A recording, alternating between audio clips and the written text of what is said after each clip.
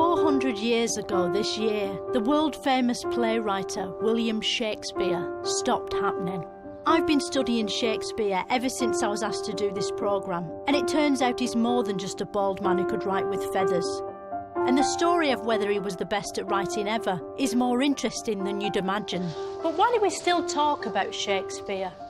We don't talk about Les Dennis anymore, even though he's still alive and hasn't done anything wrong. Did Shakespeare write nothing but boring gibberish with no relevance to our modern world of Tinder and peri-peri fries? Or does it just look, sound and feel that way? That's what I'm going on a journey to find out about. Along the way, I'll probe Shakespeare's life, study his complete works, and speak to Shakespearean experts and actors. Do you just learn the famous bits, like to be or not to be? Or do you learn all the bits in between as well? I have to learn all the bits in between. Are you fucking joking? No. It's big, but it takes a bit of time. Shut up.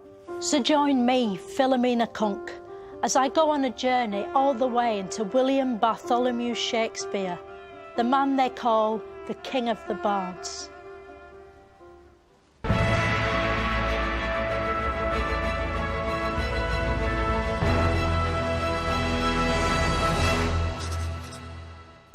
Deep below Stratford-upon-Avon, in a secret location on Henley Street, is a treasure trove of Shakespearean proportions. It's really old.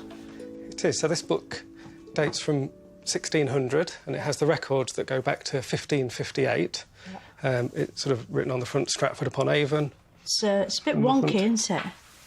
I suppose they didn't have rulers, did they? It's a very old book that's sort of made from animal skin, and then I just use the weights to keep It's sort of like waxy A4 paper, isn't it? It is a little bit waxy, yeah. That's the sort of the that's the juices of the animals coming out, yeah. And this is the page where we have Shakespeare's baptism recorded, and then it's written in Latin. What does the that inscription. say? This baptism record is for William, the son of John Shakespeare. This is a bit like Who Do You Think You Are, isn't it? It is, in a way, yeah. These, you know, if you're tracing your family history, these are the records that will give you the information you need. But he'd sort of call it, Who doth thou thinkest thou art? He might, yeah. And he'd go like that. He may well have done, yeah. Flourish. Yeah. This is the actual house in which Shakespeare was born, here on our planet Earth. As a baby, Shakespeare showed few signs of becoming the most significant figure in literary history, so nobody bothered noting down the details of his life. That's why we can't be sure about his date of birth and don't know anything about his childhood, except that he probably had one. Otherwise, he'd never have become a grown-up. The facts may be hazy, but we can probably guess that Shakespeare as a boy would have looked much like boys today, but bald, and with a ruff instead of an Angry Birds t-shirt. This is the actual school he probably went to. School in Shakespeare's day and age was vastly different to our own. In fact, it was far easier because he didn't have to study Shakespeare. At the age of 18, Shakespeare married his teenage sweetheart, Anne Hathaway. But when did Shakespeare stop mooning about with his wife and start doing plays? We don't exactly know because what happened next was Shakespeare's lost years. We don't know what happened during the lost years. Shakespeare probably spent a lot of his time staring wistfully out of leaded windows and pretending to think, and then write things down with a feather pen. But we do know he eventually came to London, just like his most famous character, Dick Whittington. Almost immediately, he began to make waves in the world of theatre. It's hard to believe today, but back then, people really did go to the theatre on purpose. And they went to see something called plays. In plays, things happen in front of you, but at actual size, unlike television, which is smaller, or cinema, which is bigger. You'd think that would make plays the most realistic form of entertainment in existence, but instead, they're nothing like real life at all.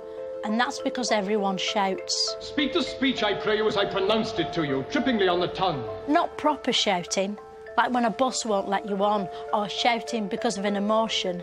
In plays, people shout no matter how they're feeling, because they put the seats too far away. There were many plays written in ancient times, but the plays Shakespeare wrote echoed through the ages, and not just because they were shouted. but because they were good. Now is the winter of our discontent, made glorious summer by this son of York. We few. We happy few. We band of brothers. To be or not to be? That is the question. Shakespeare actually invented 7 different genres of play: tragedy, fantasy, romance, comedy, horror, and historical. And Shakespearean. Throughout this programme, I'm going to be taking a look at each genre in turn, in a sort of format point thing they're making me do.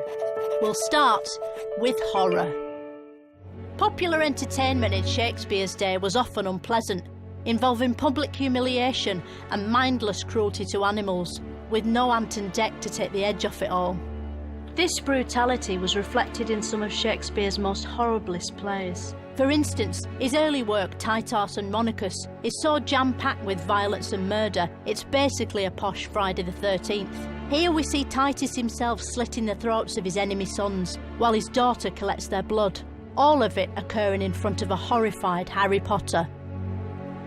Graphic scenes like this were considered shocking even in Shakespeare's day, which is quite an achievement considering people used to shit out of their own windows back then. But shitting out the window wasn't all fun. It encouraged rats who carried a devastating illness called the Bionic Plague. The plague killed about 10,000 people in London, and when they'd finished coughing, the survivors needed cheering up. And luckily, Shakespeare had just invented a new type of play called a comedy. Some of Shakespeare's most successful plays were comedies. Critics say his comedies aren't very funny, but to be fair, that's only because jokes hadn't been invented back then. Of course, if you go to watch a Shakespeare comedy today, you'll hear the audience laughing as though there are jokes in it, even though there definitely aren't. That's how clever Shakespeare is.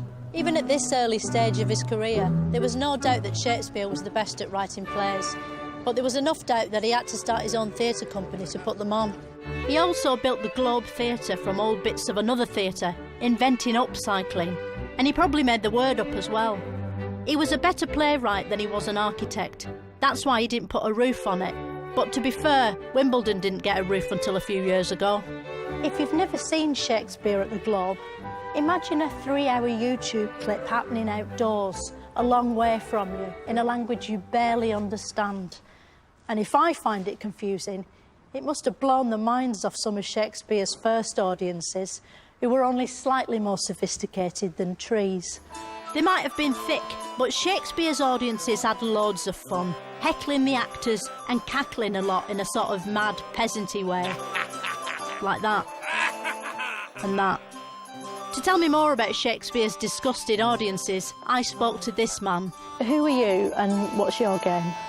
I'm Iqbal Khan and I'm a theatre director. What was theatre like in Shakespeare's day? Were all the audiences really rowdy then, you know? Did they wear tunics and have mud on their faces? The audiences ranged from the ordinary common working people who'd stand around the theatre here, and then they would range to the aristocrats who would sit at the top of the theatre.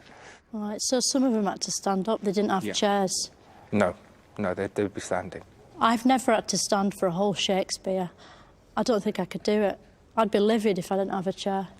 I think the audiences quite enjoy it. I mean, particularly now. I don't think they do enjoy standing, do they? They actually enjoy the experience of standing. Who's told you that? Shakespeare's works are still performed now, and not just in theatres. There are countless different ways of interpreting Shakespeare's plays. There's properly, with all wooden furniture and beards and swords and people dressed up as sort of two-legged pageants. Or there's modern, where they speak in Shakespearean gobbledygook while dressed in contemporary clothing, a bit like Russell Brand. You dissentious rogues that rubbing the poor itch of your opinion make yourselves scabs. And there's startlingly avant-garde productions which look and sound like this. Now, Spirit, whither wander you? Over hill, over hill, over bush, over briar, over park, over hill, over flood, over fire, I will wander everywhere. Incredibly, even today people actually go to see this sort of thing, despite it being completely fucking unwatchable. Speak again! Don't run away, thou coward! What sort of people come to see Shakespeare today? Is it mainly people who wear glasses? Yeah, I'm sure there are a few people that wear glasses that come to see it. Yeah, I think all kinds of people come to see it. But a lot of short-sighted people. Possibly. Not a lot, though. Yeah, loads. I was looking around. About 80% of the audience are wearing glasses. I doubt that. You saying I'm a liar? No, I just said I doubt that 80% of the audience were wearing glasses. I think they were. Right. Maybe you need, like, a big bifocal lens in front of the stage. Leave your glasses at home. Come to the theatre. What about those people that aren't short-sighted? Oh, yeah, it'd be different. You need different lenses, don't you? Shakespeare's just as popular today as he's always been.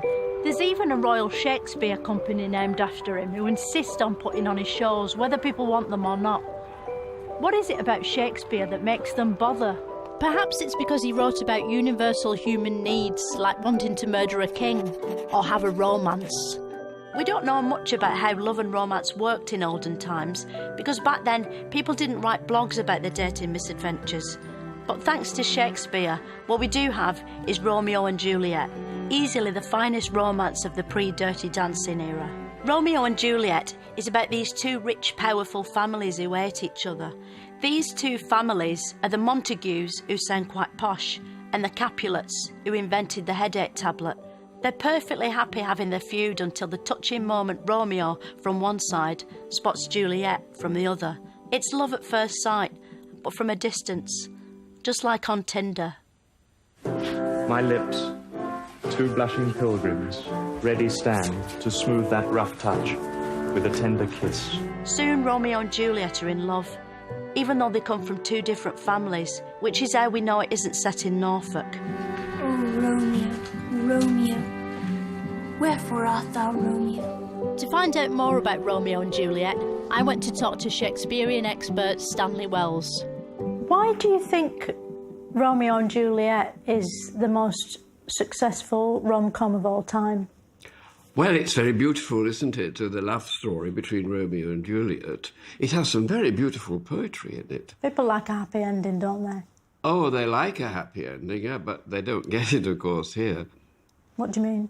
Oh, you know, the ending, they die. I mean, you know, the lovers, Romeo and Juliet, I mean... They die at the end? Oh, yes, Juliet poisons herself, and then Romeo comes in and he dies too. So we should put a spoiler there, should we?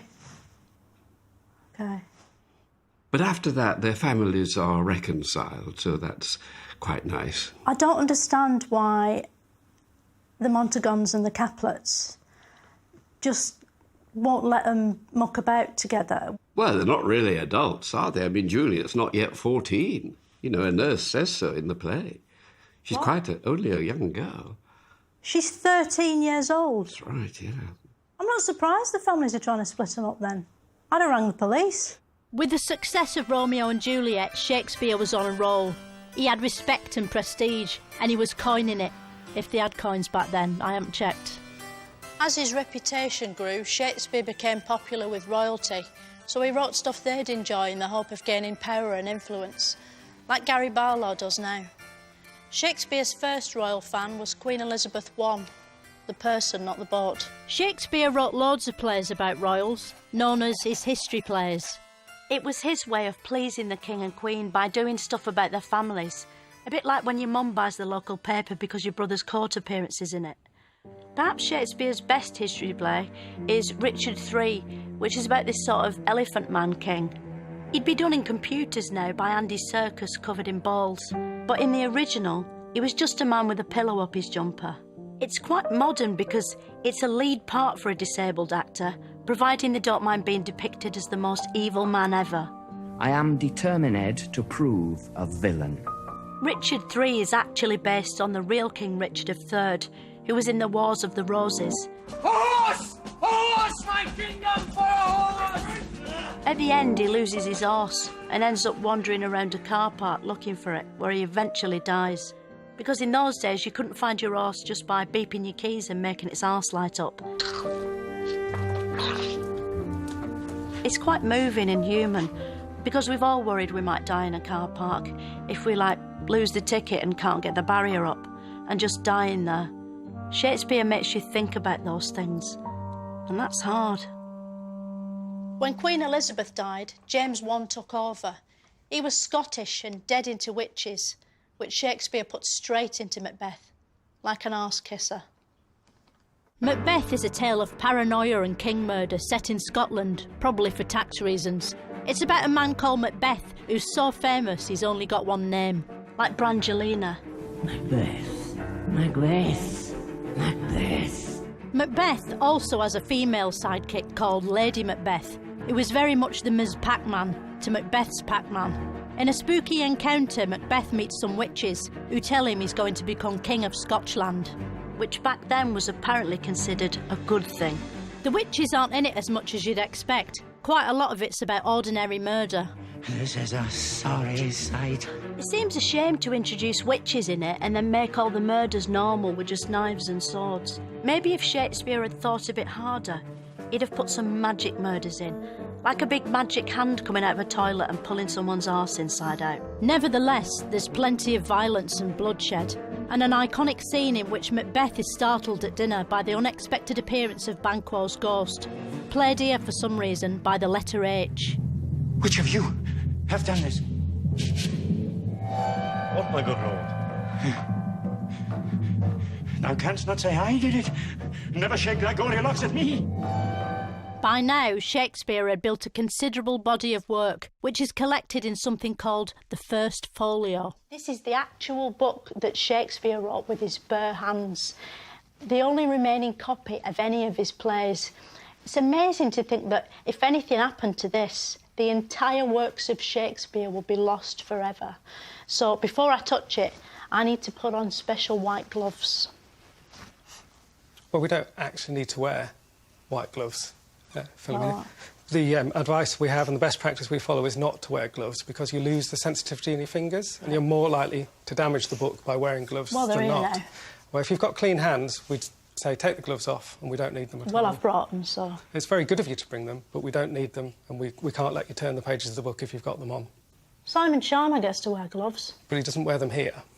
Why not? Because when we're handling books and documents, we don't need to wear gloves at all. So what's the difference between a book and a folio? A folio's the name that's given to the paper that's in the book, so it implies it's been folded once, which is where the name folio comes from. So why don't we just call it a book? We can call it a book. That's absolutely fine. You know when you read a word in a book and you sort of hear that word in your head, how do they get the sounds into the ink to make it play in your head? Well, what they're doing is they've got all the words sort of written down and spelled out, and they put those letters into the printing process and then print them on the page. And then it's as you're reading it, you're making the sounds in your head. You can hear them talking, can't you? Yeah, because you know what the words mean and how they sound. You can then play it back to yourself, if you like. Are these plays like computer code and the actors like characters in a computer game? I suppose that's one way of looking at it. The words are the lines, so they're telling the actors what they need to say, and then you'll find stage directions telling them what to do. So in a way, they're sort of like a set of instructions. So in a way, Shakespeare invented computer games. I don't think he'd have seen it like that, and that's not quite the case of what it is, but you can make a comparison or an analogy between the two. So he invented computer games? No, not really, no. That's amazing. Most of Shakespeare's plays are about stuff that actually happened, like Kings, or could happen, like a prince talking to a ghost. But some of his plays are more magical. They're fantasies. The Tempest is about this shipwreck, which happens at the beginning, not at the end like Titanic, which is a brave move. The survivors get stuck on this island where this wizard lives with his daughter and these monsters. What's interesting about The Tempest is that usually Shakespeare's stories sort of make sense, even though all the talking's in gibberish. But in The Tempest, the story doesn't make sense either.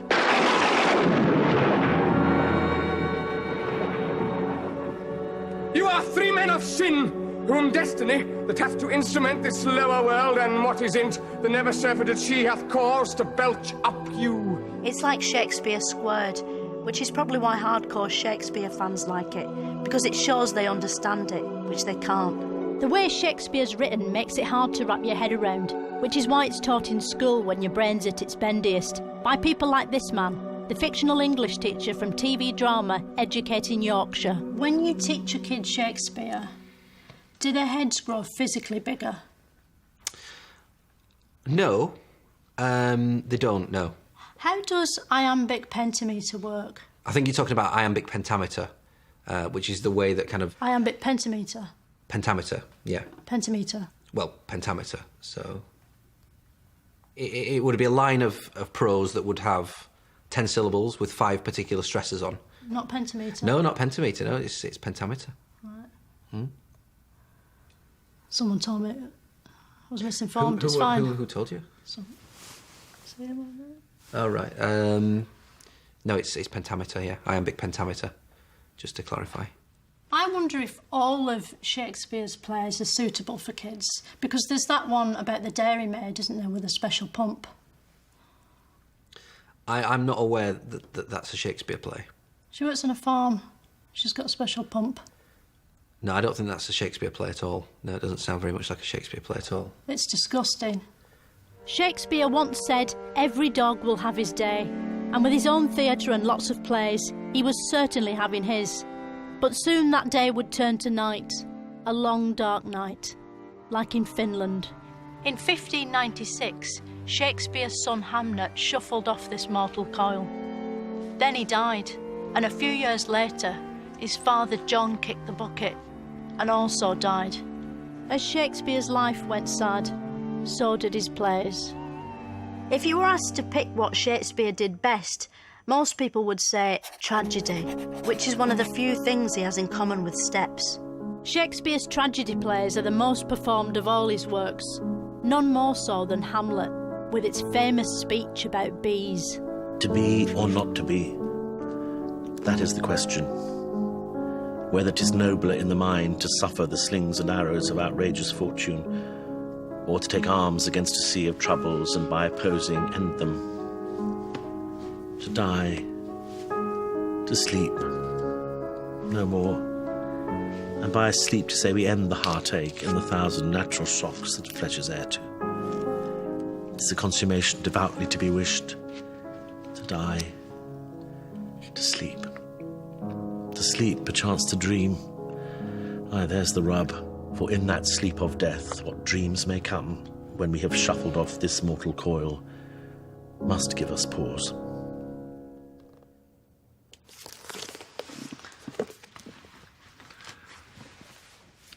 What was all that about then? Relax. Poor Yorick. Most people have heard of Hamlet, even if they haven't seen it, because it sounds quite boring. So what's it about? Well, I have seen it, and it's about 4 hours long. The main character, who is Hamlet, is visited by his father, who is a ghost. Remember me. The ghost tells Hamlet to take revenge, but Hamlet doesn't know what to do, and that's why the play is so long. I do not know why, yet I live to say this thing's to do. In something gritty, like Taken, Liam Neeson knows exactly what to do. I will look for you. I will find you. And I will kill you. So you bang straight down to action, which makes the film really exciting and over quite quickly. If Shakespeare had written Taken, it'd be 4 hours long and be mainly Liam Neeson fretting and pacing and talking to bones. That's the basic difference between Hamlet and Taken. Liam Neeson makes up his mind. I told you I would find you. Shakespeare never wrote anything even close to this white-knuckle knife fight in a kitchen. Instead, he wrote incredibly long speeches full of words. How important are the words in a Shakespeare's play? Like, could you do it without the words? Without the words, there isn't much left, to be honest. I think probably that's the bedrock of what we do. And to be fair, Shakespeare was no ordinary wordmonger. He didn't just use words, he invented them too. Shakespeare made up words, didn't he? He did that all the time. Mm-hmm. He made up so many words. He made up about 1,000 words that we still use today. Did he? Mm-hmm.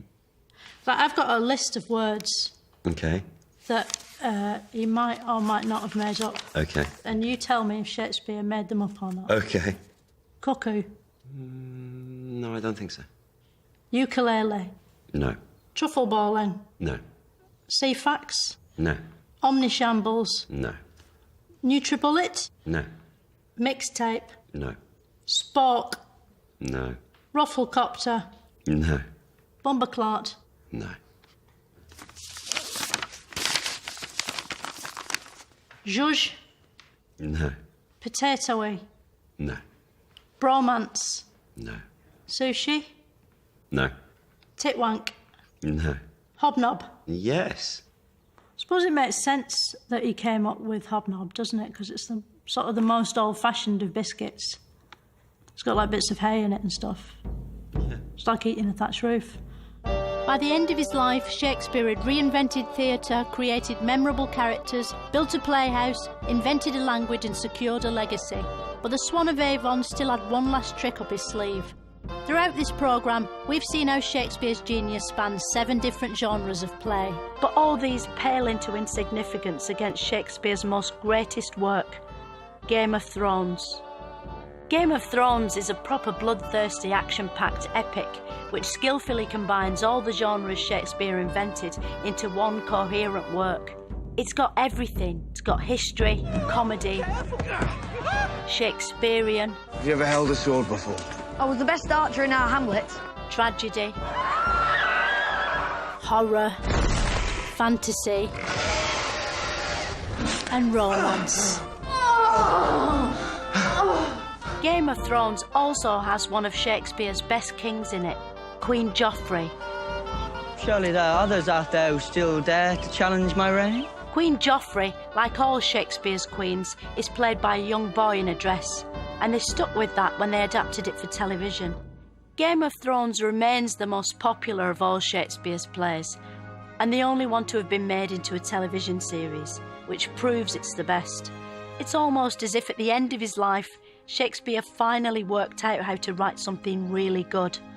His final masterpiece accomplished, Shakespeare's work on our planet was complete. He died on his birthday, which must have been depressing for his family, who would have had to finish his cake with tears in their little Shakespearean eyes. We don't know what Shakespeare's last words were. Probably made up ones. Nobody wrote them down, so they couldn't have been all that. I used to think Shakespeare was stuffy and pointless and not for me. But exploring his world and works for the past half hour has really brought him to life, so I'm gutted he's just died. He remains the best and only bard this country has ever produced. Good night, sweet prince. I'm loving angels instead.